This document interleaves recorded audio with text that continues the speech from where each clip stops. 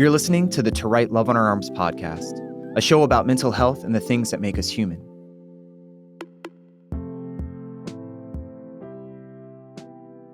So to kick off today, we're meeting with Megan Fernandes.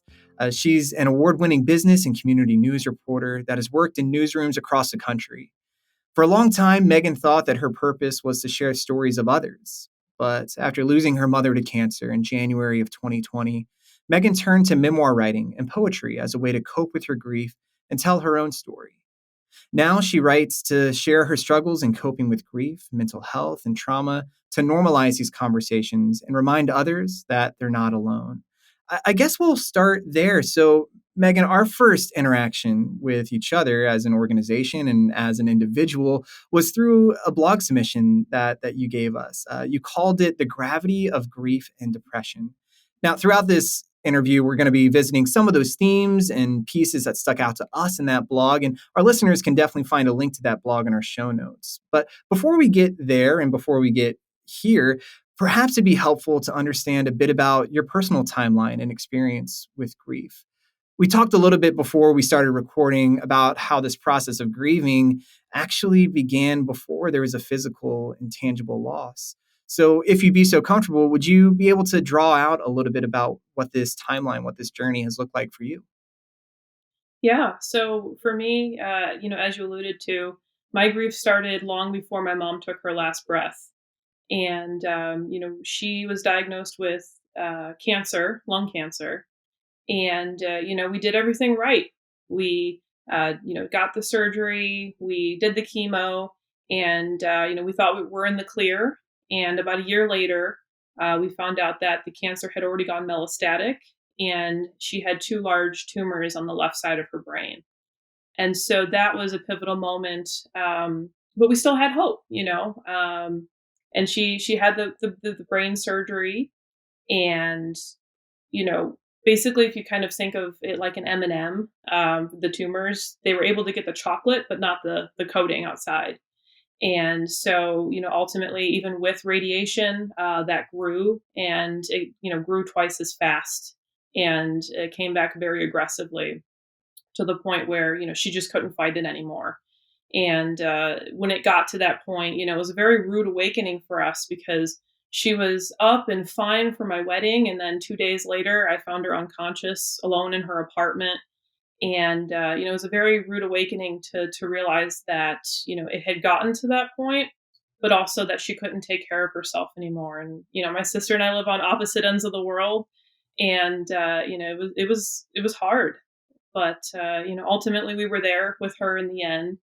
And, her name was Catherine Marie Porky Schuler. She was 55, so very young. But she was very known for, you know, her heart and her sense of just always wanting to be a helper, which are definitely traits that both my sister and I inherited. And, she always said that her legacy was us girls. And so, that's what we try to carry on and live our lives in the ways that, she would want us to. But really, watching her go through cancer, and seeing her body wither away, and, especially that last week, when death is on that doorstep and you can see it and hear it and feel it. It was a long period of loss that I don't think I anticipated going into it. And, this is also a series of losses, of little moments of her not being able to remember who we were, or our names, or, things like that, or not being able to speak, or things, there's a lot of losses over time that just built up to the final and ultimate one. Hmm. Thank you for sharing a bit of that. And, I have no doubt that you and your sister are making good on that legacy. And I think a piece of that is helping others, that helper spirit, and helping us kind of frame what it looks like to deal with some loss, what it looks like to deal with some of these micro griefs, these micro steps that turn into something bigger. You mentioned that this journey wasn't one that you could anticipate. And yet in the mental health world, this is kind of encompassed in this idea of anticipatory grief. So whether you can cognitively make that leap or not to what comes next, there's some you know, kind of subconscious thread when we are getting ready to experience a loss that is called anticipatory grief. It's kind of our body and our heart and our emotions preparing for something that's bigger. And man, that is such a burden to carry when you are currently in the fight. You're currently stressed to the max, just trying to make sure mom is comfortable, that mom is getting the care that she needs, the care that she deserves. The idea that maybe this is something that we can still beat, and yet there's something in us that's already grieving. Could you talk a little bit about that experience? That what did it look like to maybe balance some hopeful good days that our loved ones are having versus this, kind of daunting feeling that there's maybe something bigger that's going to be coming tomorrow, the next week, the next month? Yeah, it was not an easy, burden to bear, that's for sure. At the time, I was living in Hawaii, and my husband was stationed there at Pearl, and so I was on the other side of the world, you know? And so it was trying to support my mom every day, calling her multiple times a day, checking in on her, making her feel like, she wasn't alone, and, it was hard. I remember at one point Googling how to, you know, anticipate the loss of your mom, your mom dying to cancer, Mm, and, I didn't like the results that I found because it brought up, exactly what you're talking about, this kind of pre-anticipation grief, and, I didn't fully really understand at the time how heavy that was until I look back and I see all the weight that it had on my life. I thought that somehow if I started the grieving process sooner, it would speed up the process on the back end. And okay, I saw, go through the motions, go through the stages, and then you're done and you're able to get to a place where, you've accepted and it's just, okay, it's a part of life. It happened. I got to move on. But that never happened. It just really prolonged the suffering of that grief because it dug me deep into a hole where obviously still had to be responsible for myself and my own life while still holding up my mom and, and my sister as well. We both kind of shared that burden and trying to hold our mom up. And, one of the songs that I've always kind of thought back to that time with was the Landslide by Fleetwood Mac. mm, I've been afraid of changing because I built my life around you. Because that's really what we did. We spent every day of our lives that weren't, preoccupied to something else, thinking about her, checking in on her, making sure, she had what she needed. She had a roof over her head, insurance to go to the doctor, and rides and groceries. And, so when she finally passed, it was like this huge hole of our lives of like, I don't know what to do with free time, or I don't know how to cope because my whole schedule routine of okay, I check in on her on the bus ride to work and on the bus ride home and while I'm making dinner, and it's that whole routine was just shot. mm. And so it was very hard to kind of really come to terms with and also understand that the way that society views grief of this 5-stage process and that's it isn't actually really how it works. Yeah. Yeah, no, I think that's such an important point that, while there are a number of theories on how grief plays out, and one has definitely risen to the surface with this 5 stages, that, grief is in some ways, it strikes me as a rite of passage that if you're around for long enough, you're going to experience some heartache, you're going to experience some loss. But like you said, the stages and how grief is manifesting day in, day out, week in, week out, year in, year out, these aren't things to check off. Uh, these aren't to-do lists. Mhm. It's gonna happen lists, and it's okay that these kind of happen.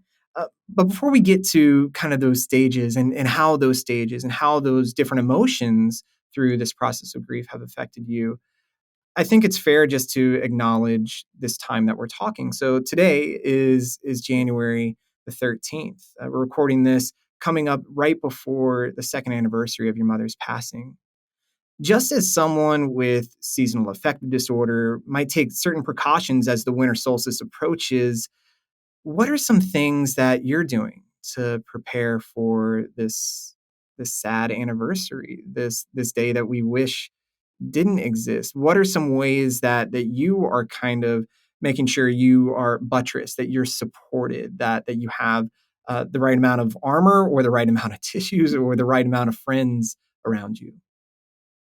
Yeah, I think one of the biggest things I learned is you can never fully anticipate it. And the more you bottle it up, the more it's like dropping a Mento in a Coke bottle and shaking it up.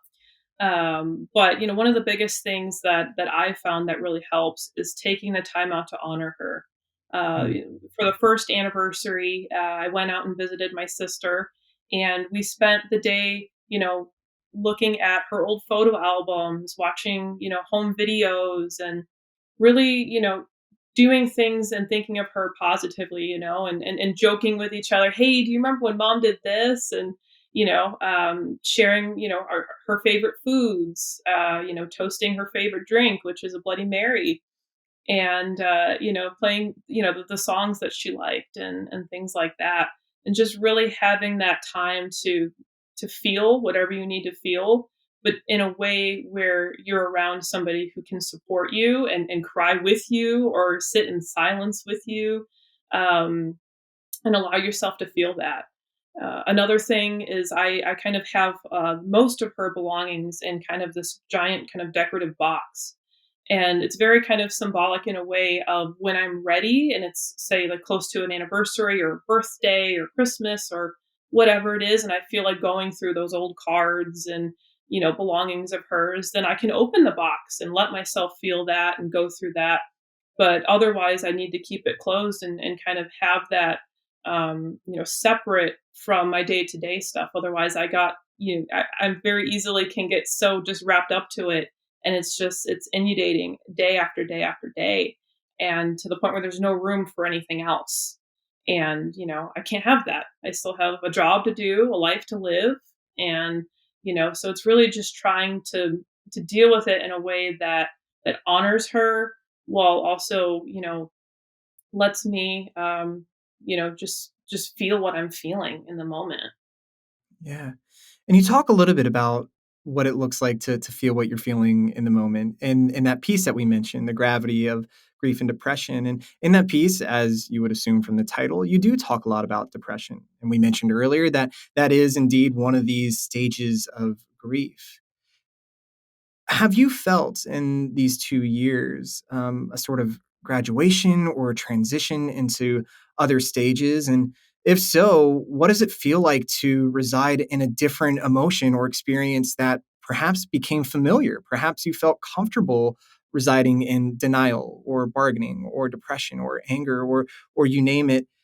And did it feel weird noticing that you weren't in one stage, or maybe that you had reverted to a previous stage? What did it look like to kind of take these steps, maybe dip a toe, or maybe cannonball fully in to a different emotive state of this grief process?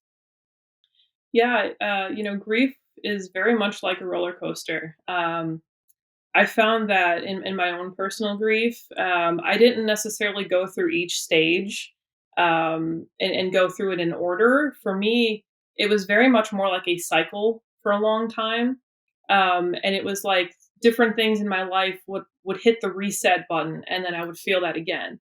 And it was learning what those triggers are, and obviously seeing a therapist helped a lot in that, and identifying my own mental health struggles, but also in talking about and kind of recognizing that my mom had her own mental health struggles, things that maybe she has said or did, or things in the past that maybe I took and internalized, was really her dealing with her own depression, her own anxiety, coming to terms with her own things that were going on that she tried to shield from me, but I didn't really understand it.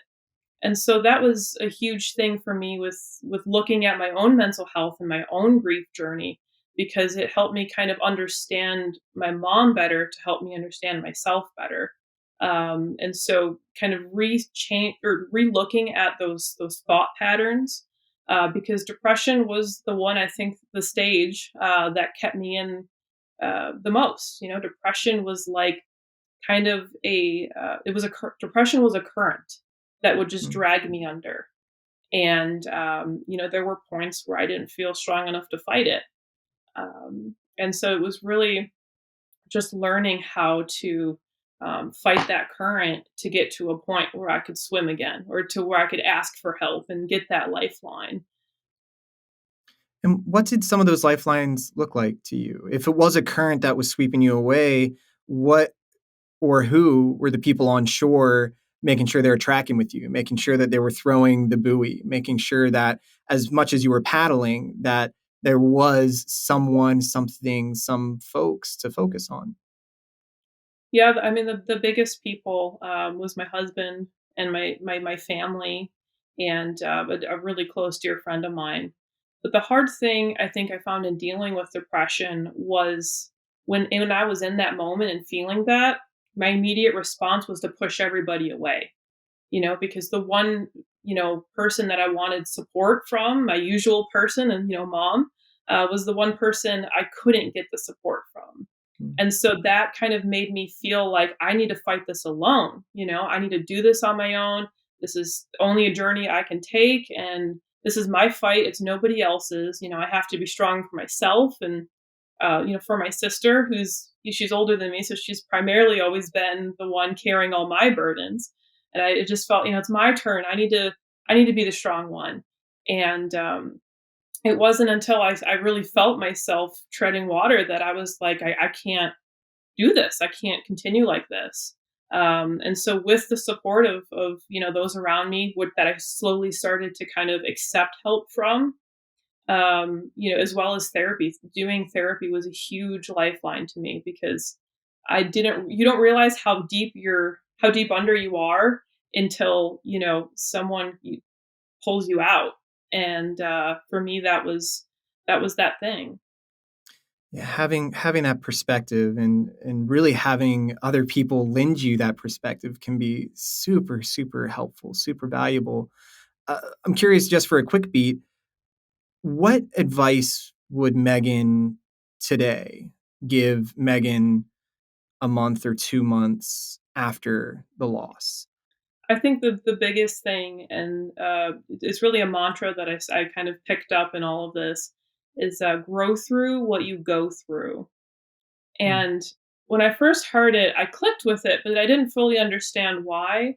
And it wasn't until, I got further along in my healing process that it really finally clicked that, obviously going through grief is a very traumatic thing, very triggering thing. But, I've seen myself grow because of it and pushed myself further than I, maybe would have pushed before.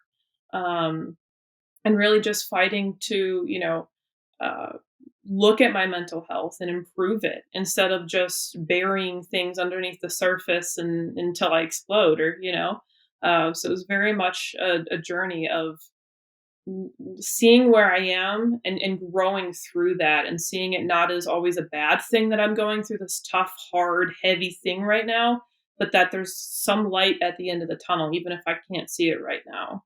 Mm. Yeah, those.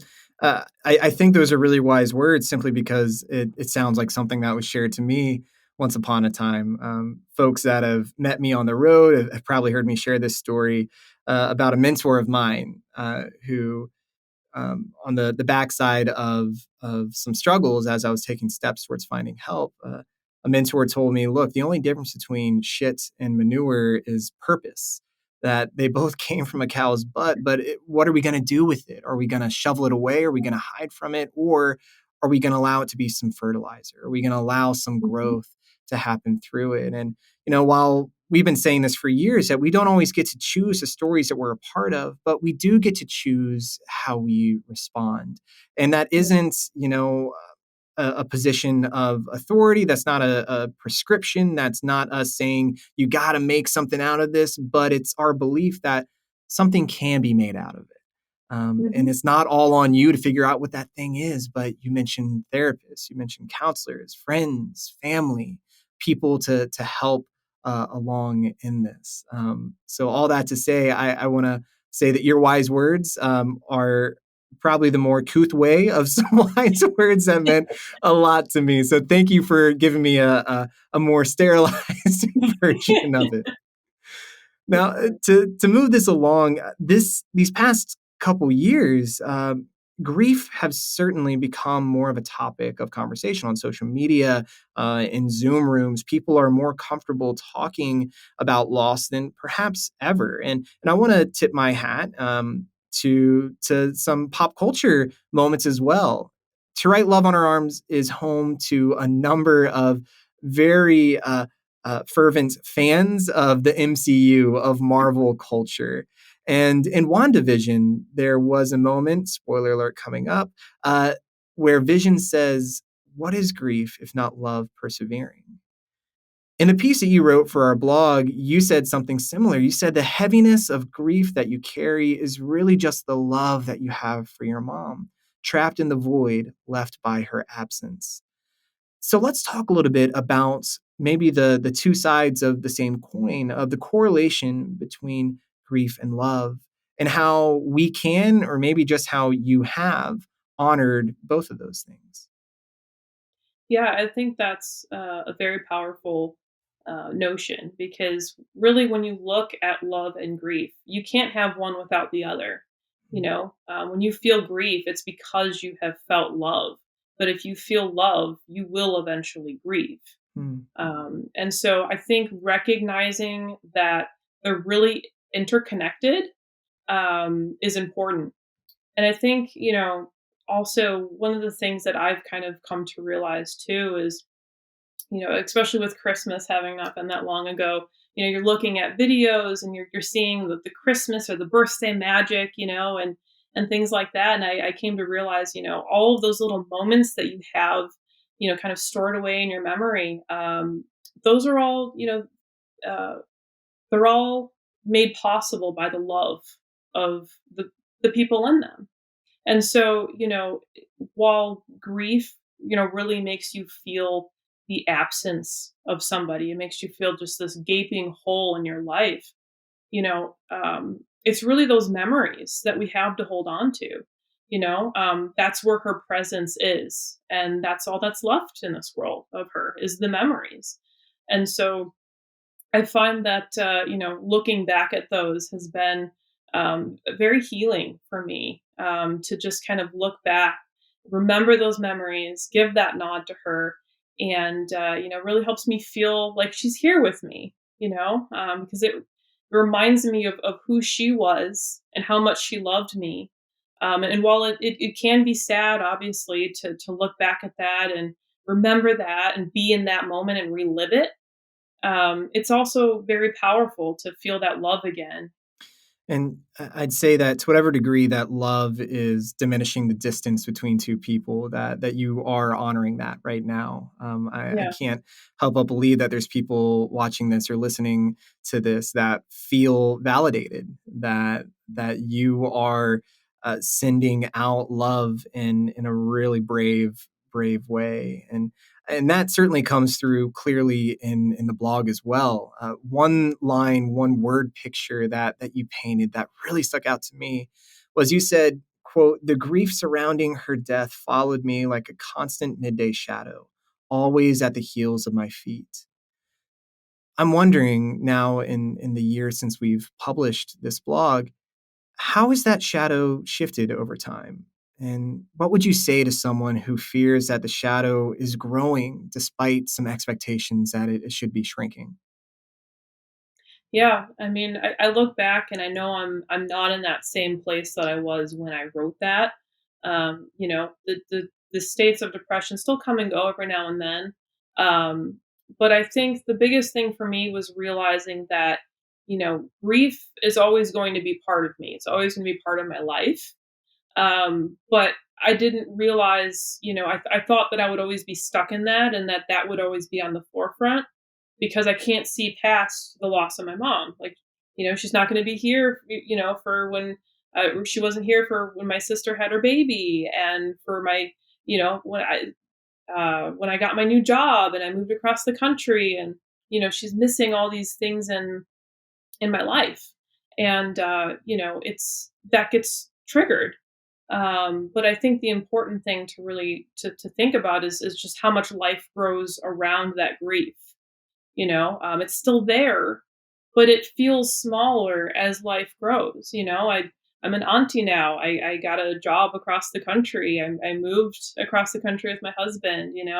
All these little things that while I wish she was there for, I feel good knowing that my life is still growing positively despite having that darkness and that really heavy core at the center. And so while that shadow is I don't think is ever going to fully go away, and there are times that I do feel that kind of creeping back up on me. I feel like little by little as life continues to go on, new things start to shed a little bit of more light on that darkness. And it may not stay at bay forever. But I now at least have the tools to be able to look at it and deal with it instead of just internalizing it and hoping it gets better because that never works. Yeah, yeah. Our friends in Switchfoot have a song, and to paraphrase that, if I'm not quoting it directly, it's that the shadow proves the sunshine, that the shadow Mhm, exists because there's a light on it. And you brought up something super important and super beautiful is that the joys in your life aren't diminished by that grief. That loss does not make you less of an aunt. That loss does mhm, not make you less of a new employee at this next chapter in your life. But it does change it. It does flavor it mhm, and season it perhaps a bit different than we anticipated that recipe tasting like. But um, in all of this, and not but, and in all of mhm, this, I think you've really drawn out an attitude of grace that there are still going to be good things. I love what you said that grief will almost always maintain a certain density, a certain shape, mhm, but that doesn't mean that we can't grow around it. That life doesn't grow despite any of that grief that we're feeling. All that to say, thank you for sharing that, and I just want to turn the mic completely over to you. If there's mhm. anything else that you wish you would have said in this interview, or something that you wish you would have hit on, the time is yours. The space is all yours. Yeah, I think some of the things that I had thought about in posing to one of your first questions on the list of what depression looked like for me. If I could chat about that for a minute, because really, this wasn't my first fight with depression, as I wrote in the blog, and it's always looked different at different periods of my life, depending on what was triggering it and whatnot. But for me, this was a very unique depression. It felt heavier than the others because my main go-to support system, the woman that would give me all of the validation and love in the world, was not here. And so, I think really what depression looked like through my eyes was an immediate just withdrawal from everyone and everything, an immediate loss of interest in even writing, which is like my sole purpose in life. And so, seeing that it was dealing with intrusive thoughts. Everybody has woulda, coulda, shouldas. When somebody dies, but this was a deep seated. I felt like I deserved to be in pain and I deserved to feel in this depression because you know I should have done more. I should have tried to do this or do that, or I shouldn't have spent so much time in denial that she was going to die of the cancer and that there was nothing else that could be done. And so you know that just made it all the more harder because as I mentioned earlier, it was kind of like a current that pulls you under, right? But when you feel all of these things, this loneliness, emptiness, hollowness, just this absolute weight on you, like you just can't move. You don't want to try to fight it. You just because it's telling you that you deserve this, that this is kind of almost like a punishment for not being there for her more, not doing more. And so it took a lot of therapy, but it was also a lot of nights of just laying there on the couch or the bed or whatnot and just sobbing in a quiet scream kind of way, a kind of pain that I can only describe comes from the soul and that the body can just not fully outwardly express because it was just night after night. That loss was just so deep and profound that I couldn't even express it in, in my own tears, let alone words. And so it was a lot of nights of just having my husband sit in silence holding me, or my sister crying on the phone with me because she was feeling that too. And, trying to bring our experiences together and support one another because it's always been my sister and I against the world, and we were always mom's girls. And so it was hard, to be that deep in depression and feeling like I don't want to be a burden on the people around me though. So it's like I'm depressed, but when a lot of people say, hey, are you okay, or checking in, I'm like, I've never lied more in my life by just Mm, simply saying, I am fine, I'm good, I'm okay, you know, and putting on this facade because, depression is something that's so hidden, right? Unless people notice your behavioral changes, they don't see it. You have a broken leg and, people understand. They get, oh, okay, you're hurting right now, you're in pain. I understand. You just broke your leg. But when you're dealing with depression and grief and you get a week or 2 off work and then you're expected to just come back and be mm, fine and just function as like nothing happened, you know? Um, that's hard.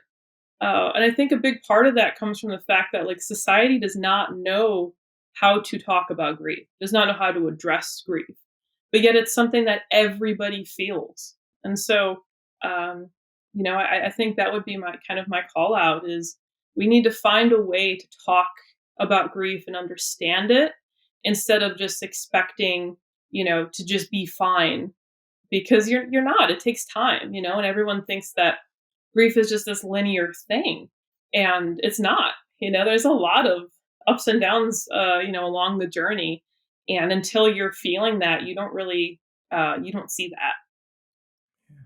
great words. I mean, it really is a specific brand of isolation, Mhm. that depression accompanied by grief can give. I guess one last question I have for you is I'm wondering in those isolated moments, when you didn't feel like you had someone to speak to you or to speak with, were there any pieces of media or pieces of literature or songs that you felt kind of got you in those moments? Maybe something that validated what you're going through and maybe allowed you to be a bit more in your feelings in those moments. Yeah, I think, music was a big one for me. I had discovered a lot of songs that, were about grief that I never realized were about grief, like "Supermarket Flowers," by Ed Sheeran, that's a beautiful one, a beautiful nod to his mom. But also just listening to music that I have good memories attached with, "Drops of Jupiter" by Train, which is actually about the loss of his mom and a dream that he had that he came to visit or that she came to visit him. That was one of my mom's favorite songs. And so, I hear that and I immediately just think to her and I'm like, okay, I hear you. You're here. I got it. But I think writing was really the piece that really throughout my life and throughout every depressive state I've had has always been that constant for me to help, really just kind of go through my feelings and understand and put a language to them because when you're feeling so many things at once it's hard to really pick out exactly what you're feeling. And so, once I bought a grief journal, on Amazon, and so that was one thing where the prompts started making me think about the different things that I was feeling, and eventually that led me to just to free writing. I had taken notes kind of throughout her whole cancer journey and and just, little like personal kind of blog, if you will. And I started looking at those and reliving that and putting that into words and into a story so I could not just cope with what I was feeling and putting that into words, but trying to tell a larger story of, you know, um, I wouldn't have a story to tell if she didn't have this cancer journey. And so it was really just about me finding the words to put to what I was feeling. And then, seeing the blog get the response that it did. All of the people reaching out saying, I feel this, I understand. Like, I went through this too. It was so validating because, grief makes you think that you're alone in it, that you're the only one that has ever felt this way. And because you're just so deep in it. But then you hear other people's stories and you're like, wow, I thought that was just me, you know? Yeah. Well, Megan, thank you so much for once again offering your story, your life, in the hopes that, it occurs to me that this isn't about finding new heroes on the journey, but realizing who Mhm. our peers are along the way. Yeah. Dare I say, you are a hero.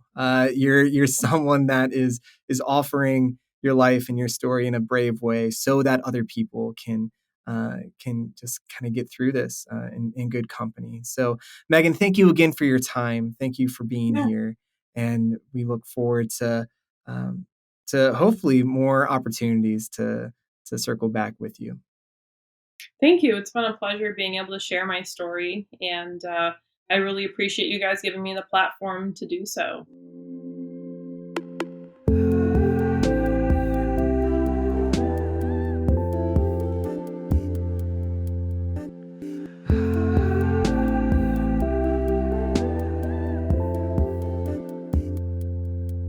All right, so here we are with a brand new feature to the Trite Love on Arms podcast. For years, you've known that we have really highlighted a lot of individual experiences, and from time to time, we'll interview mental health professionals. And now we're saying, why should we choose? So, in the midst of our interviews with individual lived experiences, we want to introduce a professional voice into the equation. So, throughout this season, you are going to see us with this segment that we call Passing the Mic to the Professionals. So it's my pleasure to introduce you to my friend, Eric Adams. He's been a friend of the organization for a number of years, and he serves at Mental Edge Counseling in Dover, Delaware, as a licensed marriage and family therapist.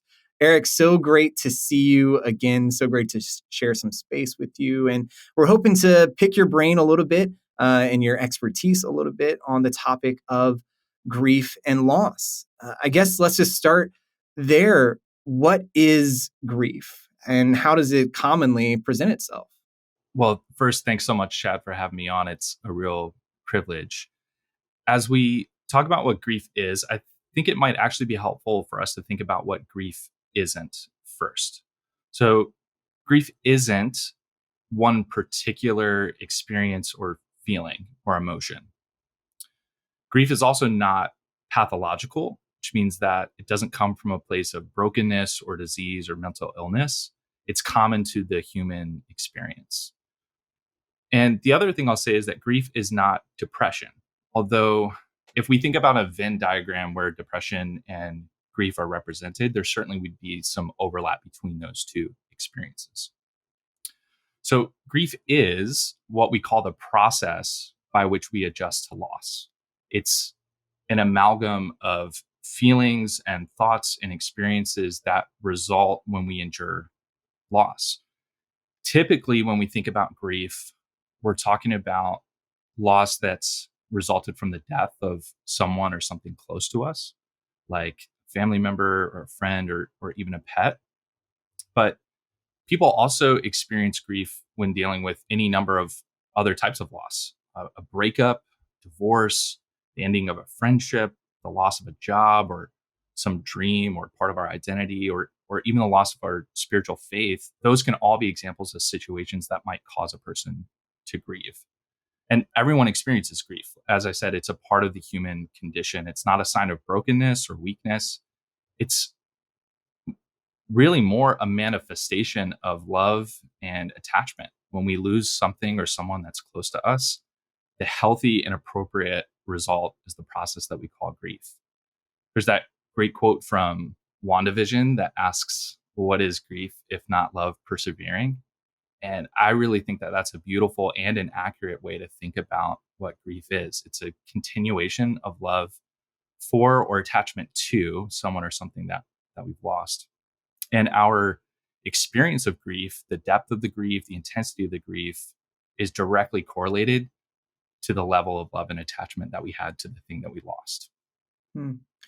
As you were describing that, it reminds me of more than a handful of experience that I've had at the To Write Love on Our Arms booth, where people talk about a loss that they've endured, a loss that they've felt, something very tangible that is no longer there. And they often come with an apology of almost like, oh man, like I wish I didn't have to burden you with this story, or I wish I was over this by now. And I typically respond with, look, it's okay that this hurts. We'd almost have an entirely different problem if it didn't hurt. That the fact that this is still weighing on you is proof that this is something that really mattered. It's good to care about things. But I think in that is this expectation that there's a timeline associated with it, that there are steps that need to be crossed, that there is this almost finish line of acceptance. And I'm wondering if you could talk a little bit about how grief normally presents. I think some people may be familiar with these 5 stages of grief, but what does the journey of grief look like? Yeah, that's such a great question. And one that, as you know, is a little bit tricky to answer because there are infinite numbers of ways to experience grief. Each person's experience with their grief is unique, and each person's experience with their grief is valid. And while there are unlimited numbers of ways to experience grief, there are some experiences of grief that seem to be almost universal. So most people, like you mentioned, have probably heard of the 5 stages of grief. This is a model of understanding grief. It's not a formula that's prescriptive. It's a descriptive formula. And it was developed by Elizabeth Kubler-Ross in the late 1960s as she was trying to explain and understand what people experienced as they faced their own death, people with terminal illness. And then quickly after, it was adapted to be applied more broadly to grief in general. And now the 5 stages of grief is probably the most common and the most widely accepted model for understanding grief. But there are some misunderstandings about this model that I think it's important for people to know and to understand as they experience grief themselves. So I guess I should lay out what the 5 stages of grief are as they're described by Elizabeth Kubler-Ross. The first stage is denial. So that the feeling of shock or confusion, feeling as though this can't be happening, this can't be real. The second stage is described as anger, which is pretty self-explanatory, right? Like the feeling of being pissed off about a loss that we've endured. That's a healthy feeling. Bargaining is the third stage. And this one trips people up a little bit because it's kind of confused. Like the word bargaining, what does that even mean? Like, how do you describe that? So I like to tell people that bargaining is akin to the feeling of like, I would do anything to have this work out a different way. I would do anything that I could to change the way that this turned out. Or what if I had done this? Or if only they had done that, right? So that's bargaining. The fourth stage is depression. And remember that Venn diagram we talked about earlier, right? The feelings of helplessness and hopelessness, feeling as though there may not even be any reason to go on after we've experienced a loss. And finally, the last stage is described as acceptance. And that doesn't mean that we're okay with what happened. It really means that we've come to understand and accept what has happened as reality. So one of the misconceptions about these stages of grief comes from calling them stages at all. Stages seem to imply that there's some linear chronological order that people should be walking through in order to accomplish grief successfully. And that just isn't the case.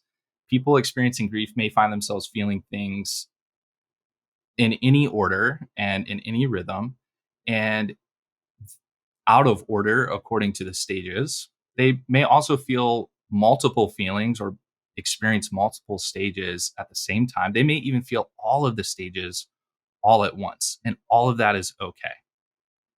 Another misconception is that someone must experience all of these stages of grief in order to have grieved properly or successfully. And that's just not true either. It is true that most people experiencing grief are going to experience most of the stages that are described, but not everyone is going to experience all of them. Yeah, I mean that's super insightful and super important. I think is just kind of giving yourself grace to the language that we've even built around grief and loss. And so, thank you so much for illuminating that a bit. And I guess as we lean in further to the confines of language, we have this idea of what does treatment look like for grief? You mentioned earlier that this is something that is situational. This isn't something that is biologically predisposed. This is not a manifestation of prior mental illness or a mental health challenge. This is just kind of the tax on living a life that includes other people or other things, a world that is bigger than yourself, which I dare say we all inhabit a world that is bigger than ourselves. So giving grace to the language of treatment, what does it look like for someone to seek help for grief? What would you, as a counselor, be advising or helping someone, not even accomplish, but helping someone process as they're navigating grief? Yeah, that's a great question, man. One thing that I hear people say in on occasion in therapy is that their goal is to heal from grief. And I get that. Right. I understand that grief is difficult and often painful, but I try to help people see grief as the process of healing rather than the thing that we need to heal from. Hmm. And in that way, I hope that it gives permission to feel the feelings that are inherent to the process of grieving, even the feelings that are uncomfortable sometimes. People are entitled to the space and time that it takes to heal and adjust. People are worthy of their grief. Now, that being said, I do think that there are some things that can help along the way. I think that working with a therapist or counselor that's trained to help people process grief is a game changer. I hope that people know that they're worthy of their grief, but I also hope they know that they don't have to walk through it alone.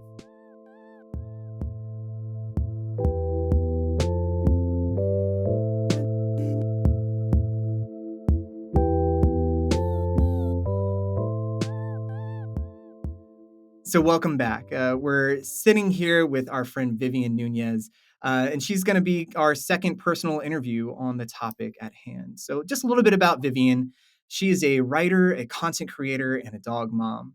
Her award winning Instagram community has created pathways for speaking about traditionally taboo topics like mental health and grief. But don't worry, she's also very funny. While her humor is a cross between Chandler Bing and Phoebe's mom jokes, she's also at one with TikTok trends, with dog videos, and how much fun it is to be creative. Her life and work are rooted in the simple truth that life's a lot more livable when you get to play outside the box. Vivian, thank you so much for finding the time to connect with us. And as you're well aware, today's episode is all about grief, all about kind of acknowledging the lack of someone, of something, what it looks like to kind of find ways around the hole that we're left with in the wake of missing something. So you yourself have experienced loss, and you started experiencing loss at a young age. Can you tell us a little bit about how that experience led you to advocating for and educating about mental health and its intersections between grief and creativity? Yeah, of course. So actually, you find me just a few days when we're recording this and filming this, the beginning of January. You find me a few days after my mom's 19th death anniversary. Mm. And so my mom passed away when I was 10 years old. I'm 29 now. And that experience was such a instrumental and molding one, right? I was a kid and for the first time having to experience grief, but it took a long time for me to find anyone else who had also lived through that experience. And it wasn't until I lost my grandmother, who was both my legal guardian and very much so my second mom, I was 21 years old when she passed away. And it wasn't until then that I realized that I hadn't found anyone who had also experienced this, but I was 21 years old and there was just no way I was the only one. And so I turned to, at that point, writing and the internet to try to find other people who could relate to having gone through grief as a young adult or living with it as a young adult, and just wanting to connect with other people who could make me feel less alone, but who I could also make feel less alone in that process. It wasn't easy, and it was a lot of learning curves that came with opening up that space and holding that space for other people. But it was by far the best experience, right? Because it helped destigmatize so much of what I thought grief had to look like. Not having a point of reference meant that when dating happened or when school happened or things that for other people would kind of look at me like, oh, you don't have a mom, or like, oh, that was hard for you. That wasn't hard for me.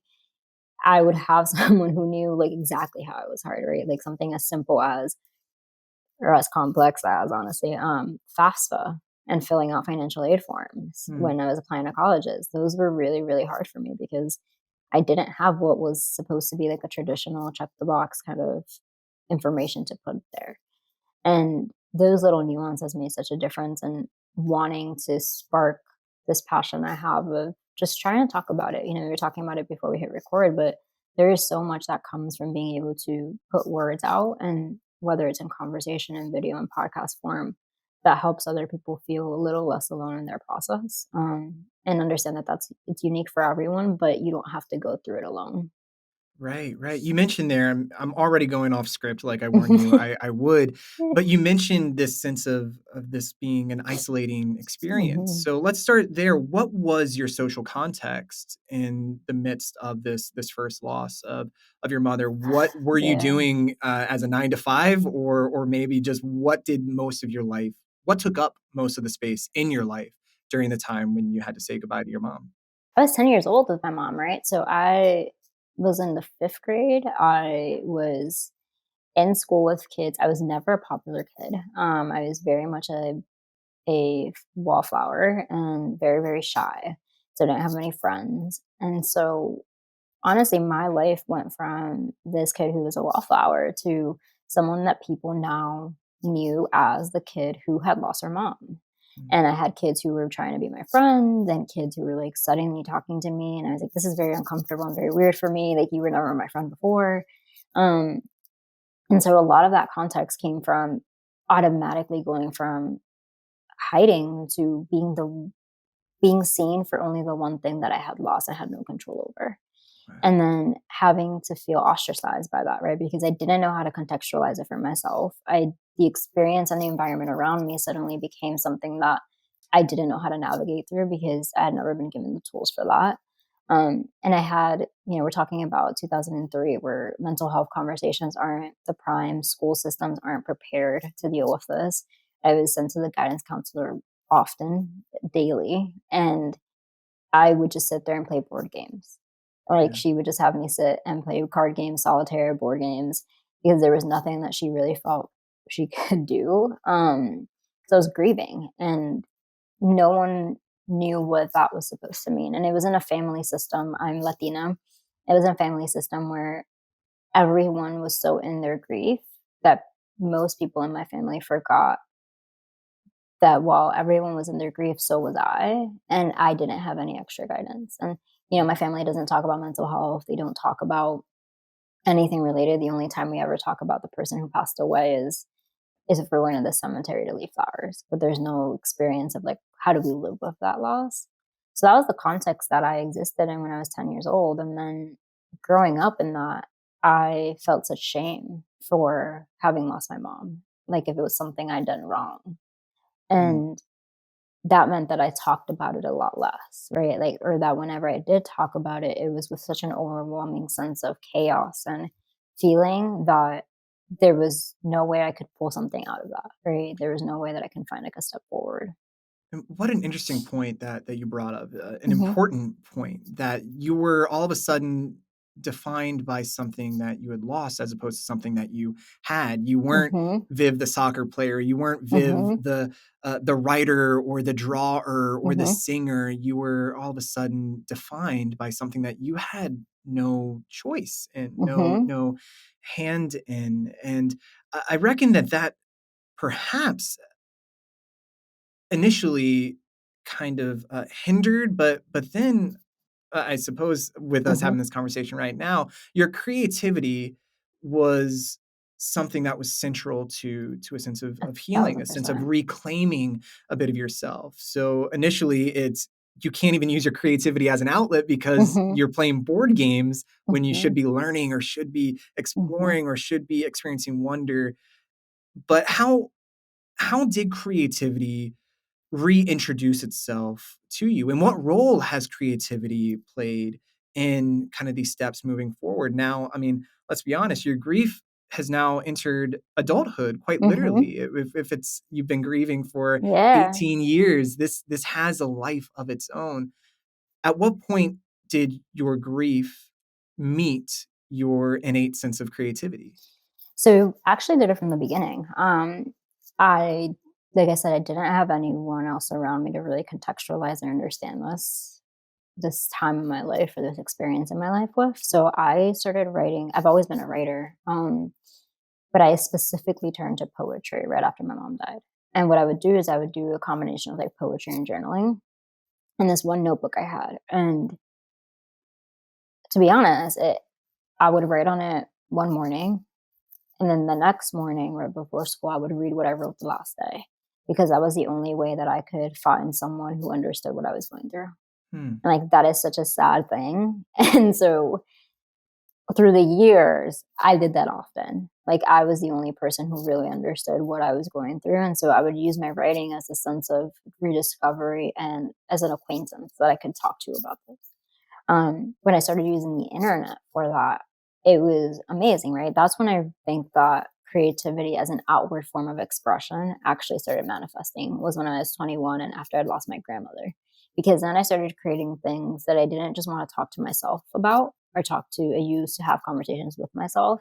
It was something that I was explicitly creating so that I could have conversations with other people and so that they can maybe have those same conversations with themselves.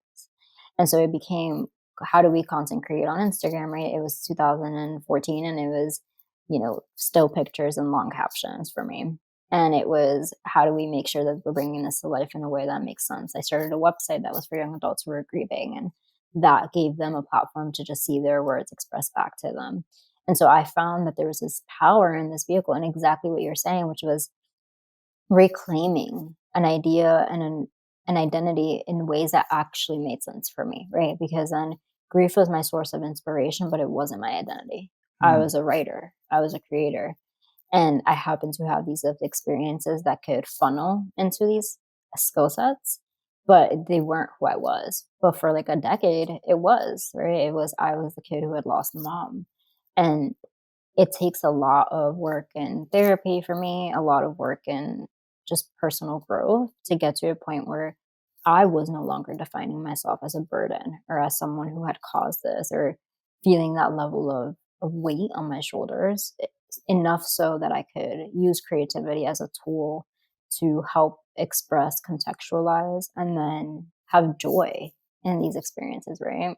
Like this week, like I said, my mom's death anniversary was on January 10th. And I had this idea in my head of just filming myself sitting down at the same counter and eating a Lunchables because I have very few memories with my mom, but one of the ones I do have is that we would go grocery shopping all the time.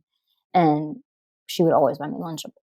I have very few things that I could hold on to in a day like that when things are so heavy that I wanted to bring myself joy as a way that she had brought me joy when she was still alive. So I filmed myself literally just eating a Lunchables. And then I did a little voiceover and I posted it on Instagram, right? The experience wasn't necessarily just posted on Instagram. I debated it for a while, honestly, whether or not I would even hit post, but I filmed it, I recorded it, and I edited it for me because it was how I was going to contextualize the heaviness of 19 years because there was nothing else I could create from that. Yeah, I think you bring up, again, no surprise, but a number of really awesome points there. I think one thing is making the choice in how you observe this day, Mm-hmm. on how you reflect on it, maybe even how you celebrate these moments that you can still hold on to. I think that's so Mm-hmm. important that when we talk about things that are so big, like mental health challenges and particularly Mm-hmm. grief, that you're allowed to pick your battles, pick the ones that you're pretty Mm-hmm. confident you can win. That maybe I can just get through this Lunchable, and Gosh, I maybe that love will, that. yeah, like you can make these choices, and in that, it's not all on you to decide what is a winnable battle and not. I think having a support network around you, maybe Mm-hmm. not people that understand point for point, line for line, word for word your experience, but people that can help expand that sense of perspective. So in that, I do believe personally that healing can be found within yourself, Mm-hmm. but it's not going to be necessarily self-manifesting, but leaning on other people, whether that's a community, a therapist, a counselor. Just because you do have that healing within you, just because, Viv, you have that poetry inside of you, Mm-hmm.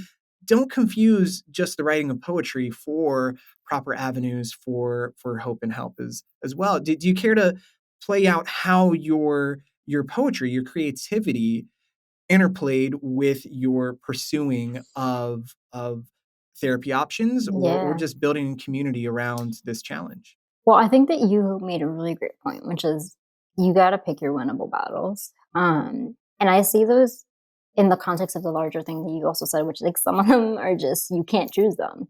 Right? Grief was one I could not choose, and it is as a whole very unwinnable. There is nothing about it that will ever shut a door and then it won't be there anymore. Um, but the milestones and the battles within that larger experience, I can give myself those winnable ones, right? Like getting through and having joy while eating a Lunchables was my one winnable battle on that death anniversary. Everything else I spent sitting on the couch watching Hangover because it was just too heavy, right? And everything else was like, I did this one thing, that's the thing I won, and now I'm just gonna sit here and like cuddle with my boyfriend and get through the next 24 hours. But you also like that's the same exact concept through which I think about creativity, through which I think about therapy and different modules of how do we make sure that we're taking care of ourselves, right? It's you have the larger experiences, and something they say in small groups with like Al-Anon or like AA and stuff is like awareness is one thing, recovery is another, Hmm. right? And while you can't recover from grief or mental health, I like the concept of knowing that like just because you know things or you notice things doesn't mean that you've healed them, doesn't mean that you have the right support system around you. It's amazing and it's a great awareness, but it's what are the next steps that's going to make sure that on the days when this all just feels so unwinnable, that you're going to be okay. Like, what are the support systems and the toolkits you can create for yourself so that on those really, really hard days, you don't feel alone? And for me, that has been therapy, right? I've been with my therapist now for 9 years and longest relationship I have. And she's amazing. And she's someone that I turn to in those moments, right? Where I know I can get through things, right? And I know I can make it work for myself, but I don't have to do it alone. I think you also made a really wonderful point earlier when you said that our support system doesn't necessarily have to go through everything that we've gone through. My boyfriend has thankfully never lost someone that's close to him in that way. And I've had to teach him my dictionary of grief and mental health so that he can best support me. But in doing that, then he becomes this amazing support system that is able to both acknowledge and be aware of like what I am feeling, but also pull me out of that when I need it, right? When I am not capable of just solely being like the optimistic version of myself, like he's there to help kind of pull me along a little bit more.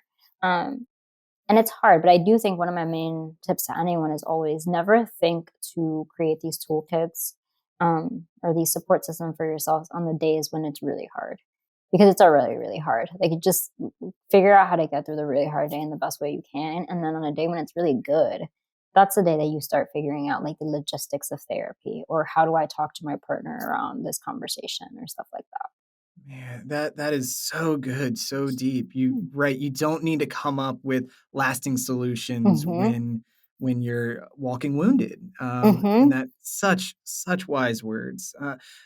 To keep this moving on a little bit and Mm-hmm. to kind of to your horn, you have created this comfortable, safe cave where people can seek out some examples on healing, some examples on grieving, some examples and being a model towards what it looks like to move on the hard days, on the easy days. And I think that's so important, especially, go back to younger Vivian, who didn't have anyone Exactly. that you could see as a model. So I want to tip my hat to you, and what started originally unintentionally, just trying to cope with your own thing, but now you become this, authority may be too strong of a word, but a trusted voice in what it looks like to navigate some of these.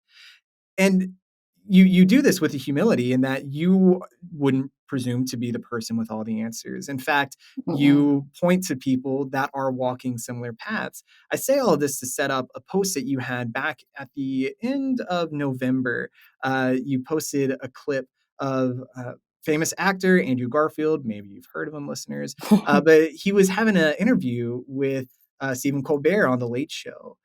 He was talking about using art, using creativity, using these expression outlets to heal from the loss of his mother. I'm going to play that clip real quick, and then we'll ask a couple of follow-up questions. Yourself have suffered great grief just recently with the loss of your mother, and I'm sorry for your family's loss. Thank you. And I'm wondering how doing this show or any show, how art itself helps you deal with grief. I'm indebted to everyone who's brought me to this place so that I can honor the most beautiful person that I've ever experienced in my life through my art, and use it as a way to heal, use it as a way to sew up the wounds.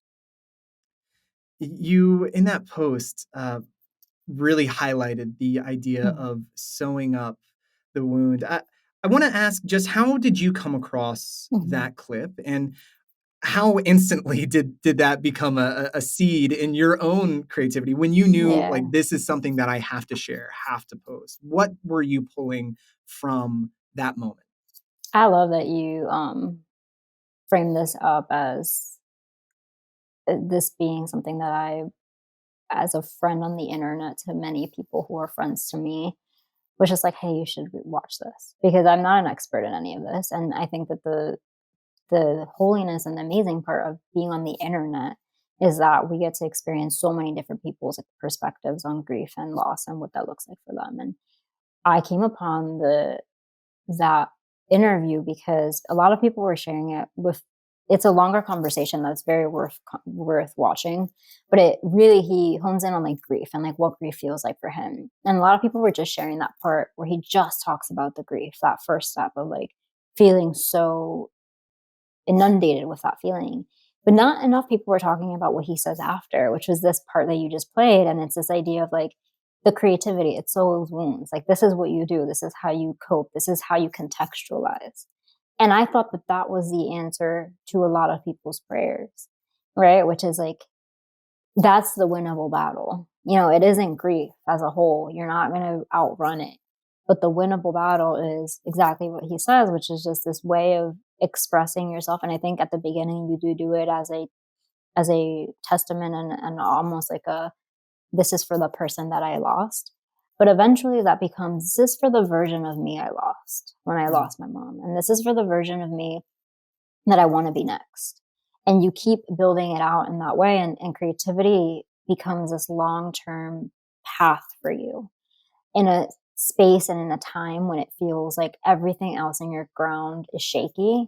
This is the one thing, whether it's art, whether it's poetry, whether it's reading, whether it's creating TikToks and dancing to them, whatever that can be, it just gives you something to hold on to. And I loved how he expressed that, because I think sometimes we believe that creativity is infantilizing, right? Coloring isn't like what it's supposed to be, or you're not supposed to be an artist. You have to go more traditional, whatever it may look like. But actually, like, it is the one thing in the entire world where, like, absent of language, of anything else, like, you can go and look at one painting and 4 or 5 different people can look at it and see something different simply because of what's in their heart. And I think that is a permission slip to allow yourself that grief, mental health, whatever it may be, can look like whatever it needs to look like for you, as long as it's sewing up wounds. Webster's, take note. Footnote, Viv. But creativity is simply the human perspective. Man, I love that. That may belong on a shirt or a print at some point. But that's awesome. Thank you so much for sharing that. Yeah. Now, there are going to be some listeners here who, like we mentioned earlier, not everyone has walked the same path. Not everyone has had the same experiences. There's probably people listening who have not lost a friend or a loved one, and we're thankful for that. At the same time, we're having this conversation as we are still in a pandemic, a moment in time where we've lost things. We had something that was beyond our control, that was without our say so, beyond our authority, that doesn't exist. Some people lost vacations, some people lost jobs, some people, of course, lost loved ones. But for me, I've lost the opportunity to welcome a friend's baby into the world. I've had to see my friend's child go through an entire year without me even meeting this kid. That's an opportunity that I lost. So not to make this about me, but just to expand on the point that grief isn't just losing someone, but sometimes it's something. So from your perspective, through your experience, how does losing something reflect, or maybe doesn't accurately reflect, what losing someone feels like? I think grief is so sometimes very, very tied to the experience of loss of life. But I think grief is like any other feeling. It's anger, it's sadness, it's a feeling that we can all share universally. It's just another name for a very, very intense sense of loss and sadness. And there's a yearning behind it, and there are so many different kind of layers to it. So I think that when you open up that definition, it is permissible then for someone who has lost the time and experience with someone else to also sit in the same exact bench as someone who lost the ability to graduate right after working 4 years, or who lost whatever that something may be. I think that the experiences are different, and only in the sense of how long it may linger. Right, there are some things where we lose something that it stings for maybe a little bit shorter time than what losing someone for 19 years may sting as. But it doesn't make my pain any less than someone else's, or any more than someone else's. And I think when we allow that sense of fluidity in the definition of grief, it means that you can also validate your feelings for what they are, and we can have a shared conversation around grief and that feeling we both feel like we belong. I don't think that this should be, I think that the scary part is when we use grief as a term to be exclusionary, when really like it's a universally owned word and it's a universally owned feeling. I just think that when it comes to someone or something, it's more about what are the triggers that are making that grief manifest, and those are more personal to each person's experience, right? Like a death anniversary is going to trigger me in a specific way, and my grief in a specific vein of things that maybe someone else's experience may not. And that's where it goes back to exactly everything we've been talking about, which is just everyone is walking on different paths, living these experiences and navigating these feelings. It just is a wonderful thing to know that at the end of this podcast, at the end of a conversation with a friend, you get to feel a little less alone as you walk your path. Yeah. Thank you for that wisdom. You mentioned earlier that people around you, as you were experiencing your first couple cycles through the year with loss, with grief, didn't know how to treat you. There's probably people listening right now who suspect that someone's going through a hard time, who know that there is a heavy anniversary coming up. What advice would you give to friends, to community members, to loved ones on how to express a sense of care to people that may be going through a revisit of a painful day? I think always show up with food. I mean, no one will ever turn around and like a good burger, taco, or pizza. Like whatever comfort feels like in food form is always incredibly helpful, because I think a lot of times when you're going through a really hard time, you forget to have a meal. And whether it's like the first anniversary or the 17th, like it's just a hard time. So that's always really comforting. But I think also figuring out, and asking explicitly, like, hey, I don't actually know how to support you, and I don't know what you feel like you need, and you don't have to give me an answer, but like, would this be helpful? And come up with like 10 different options and just say, like, circle whichever one you feel like is appropriate here. Because a lot of times it is a rediscovery of a new entire dictionary of how to best support and how to best like how to best communicate what I need. Because sometimes I don't know. But if I'm given 10 different options, at least one of them will probably stand out for me, right? Whether it's like, I want a cozy blanket from Target, or I want to have a really good meal. And knowing that showing care doesn't have to be a large bouquet of flowers every time. It can be as simple as, hey, I'm thinking of you. You don't have to. I love when people add this sentence, and I do it a lot too, where it's like, you don't have to text me back. I just wanted you to know that I am thinking of you. Because then it takes the pressure off of me of having this be a conversation. It's actually just someone checking on me. They don't want anything back from me because they know maybe I can't give it right now. And so allowing for that sense of permission that someone doesn't have to necessarily reciprocate is really helpful. And I think just the exclamation point on that is, the gift is not the food. The gift is not the flowers or the text, but the gift is actually you empowering your friend to just find one more winnable battle. And yeah, we have the opportunity to empower our friends that felt like they've had a sense of agency taken away from them. Yes. Viv, thank you so much for your time, for your insights. Thank you for the community that you're curating, and thank you for your belief in ours. It's open mic time. Is there anything else that we didn't touch on, or any other lingering thoughts that you'd like to express before we sign off? No, I'm just so thankful for this space, and for anyone listening. I just hope that of anything that you take away from this conversation, that you take away the fact that however you are experiencing or navigating this, or navigating it adjacent to someone else, everyone's experience is so unique and different. And all you can do is try your best to show up and have those winnable battles. I love that. Vivian Nuñez, thank you so much for your time. Please check her out on Instagram using the handle At Viv Nuñez. Awesome. We'll see you there. Everyone have an amazing day. Check in on your friends, and Viv, go check in on your dog. Yeah. Chauncey was a very good boy during all this. Yes, he was. He'll get a treat.